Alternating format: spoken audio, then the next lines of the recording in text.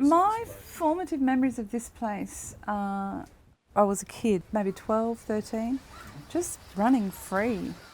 Always kind of a bit itchy and burnt and sandy and salty, and being with my brother and sister and cousins and down to the beach, back up to eat, back down to the beach, climbing over the rocks, like skating through the dunes on bits of cardboard and stuff, just being a kid.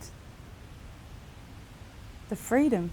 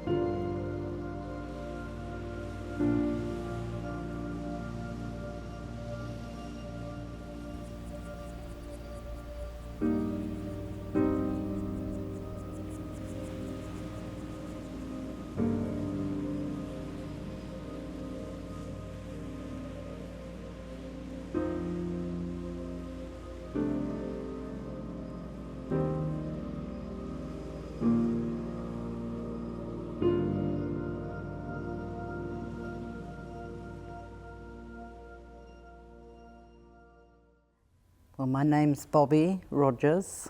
It was my father who built a shack in Grays back in the early days when I was about, well, the first time we went there was when I was 9 years old. He was just a dinky-die Aussie character. 3 beers and he was as silly as a wet wheel. He was very generous, so any fish or crayfish that he got, he would walk around from shack to shack and give them away. When I was 9 years old, my brother passed away. We didn't have a lot of money in those days. Holidays were not an option, and Mum and Dad and us children were invited up to the shack by a friend of his from Mora who had already built a shack there. We slept in the tent and just swam all day, and all of us fell in love with the place. There was just a feeling when you got up in the morning, all the rules that were at home in the city, all gone out the window. So he decided on his weekends off that he would take a few bits and pieces up there and knock up a shack. Pop just fell in love with the place. So he just started coming up whenever he could steal away on the weekend, and including stealing away bits and pieces from building sites and stuff, and started building bit by bit, and just, yeah, built it over, I don't know, a couple of years, I think. And it was just always his favourite place on earth.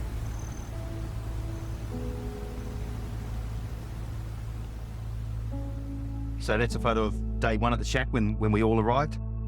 And then, yeah, we built that veranda on the front, and then it's just sort of gone from there. So, but yeah, basically the whole family is here. We bought the shack 1995. When we bought the shack, it was pretty basic, very basic, like they all were. Access was really difficult.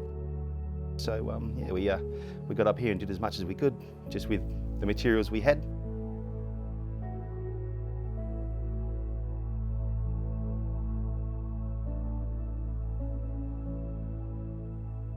One of the things that I always used to say to my kids was when we go out fishing, the joy is actually going out and fishing. If we're lucky enough to catch a fish or catch some fish, well, that's just an added bonus. My family and I have had this shack here at Grey for almost 20 years now. All my kids have grown up with the shack, and it's become a very significant part of our lives.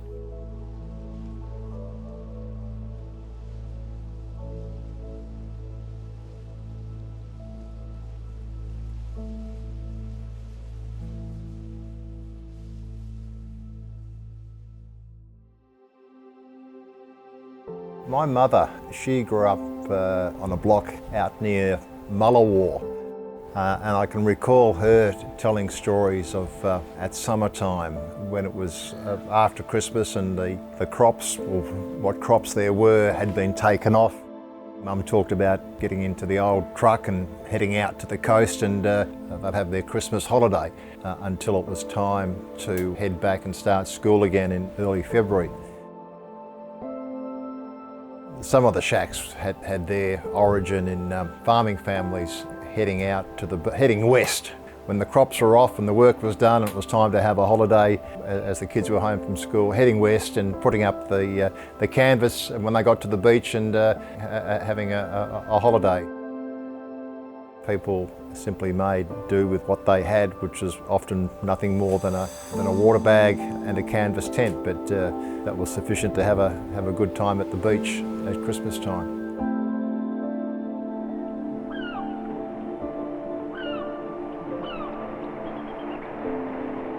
When the crayfishing industry took off after the Second World War, the shack settlements started to pop up all the way down the coast as fishermen decided to have semi-permanent establishments to base their fishing in.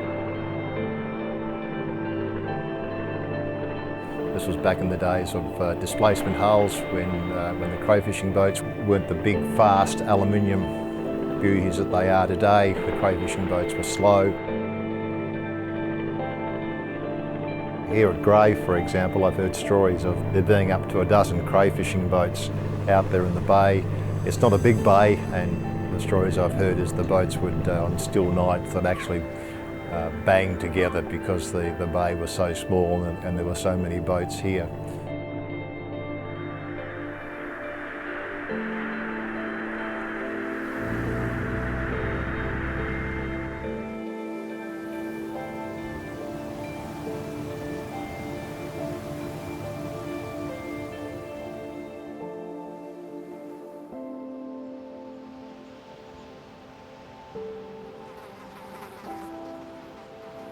Now that the boats are bigger and faster, the fishermen aren't here anymore.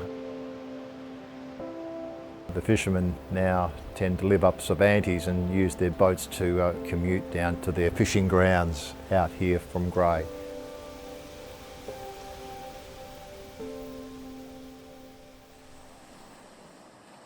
The town hall was a brick shack that was built by a local builder.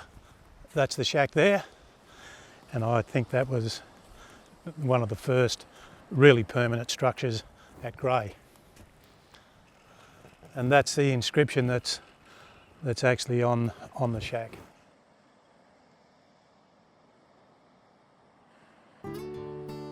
In 1966, with a couple of mates, I built my first shack G54. All of the materials were garnered or scrounged from friends that wanted to get rid of some of their rubbish. Unbeknown to most people, the shack settlement had been gazetted as a town site on the 19th of October 1968. We hoped that if ever the land was released for sale, we would be able to tender for the block. However, the land was never released by the Lands Department. We're just making our way up to the point. Now, over the years, these rocks probably went out another 50 or 60 feet. In my lifetime, they've dropped into the ocean. During the Second World War, there was through this area here, from the radio shack, there was an earth return, I believe it's called, telephone line that went from here out to Cataby and then from there out to Dandaragan and Ormora and then back to Perth.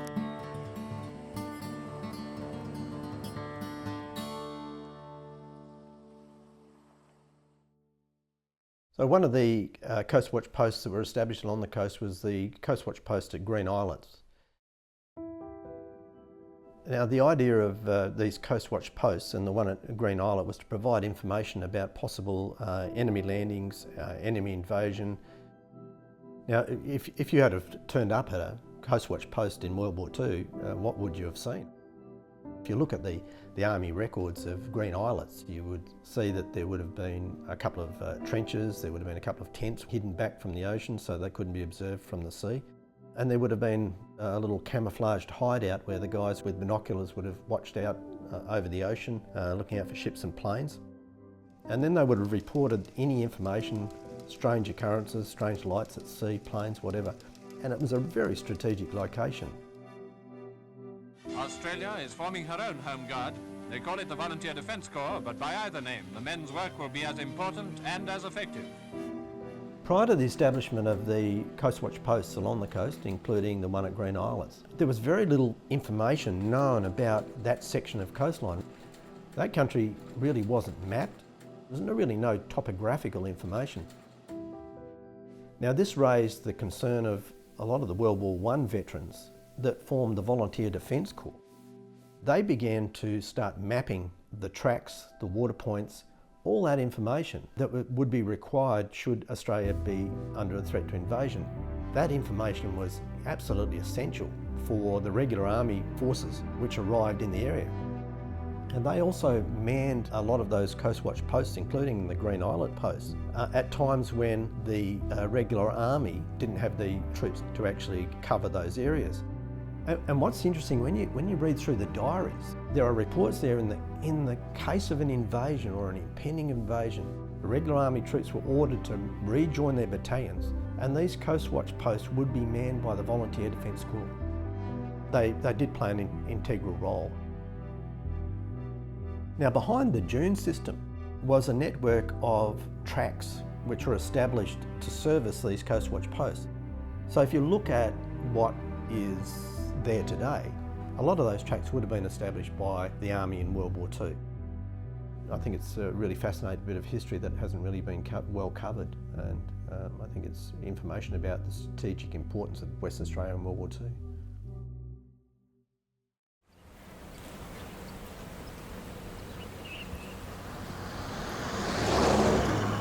Before the Indian Ocean Drive went through, linking up Lancelin to Cervantes, and from there places further north, getting to Grey was a 4.5 hour drive. From Perth up along the Brand Highway through Cataby, and then out to Cervantes, and then down to the shacks here at Grey. In particular, the last 10 kilometres of that were across a very rough road. The journey was horrendous and there was no road, so we'd kind of made a track through, and yeah, generally we got bogged at least once. It took hours and hours and hours. Indescribable road. It was just limestone rocks, massive rocks and massive potholes and boggy bits. But we loved that road because it was exciting, it was an adventure, and the kids especially loved it. That's where the freedom began, and that's where we'd take the seat belts off and hang out of the window, and we'd need people to look, where we were going and guide the driver and stuff, and it was exciting, it was fun. When the road first went in, the new road went in, we were dead against it. We were all dead against it because we were worried that it would mean that we'd be overrun, there'd be loads of people here, and we thought it was going to ruin the shacks. But what it actually did was made it a lot more accessible for us and meant we could come up a lot more often and much more easily.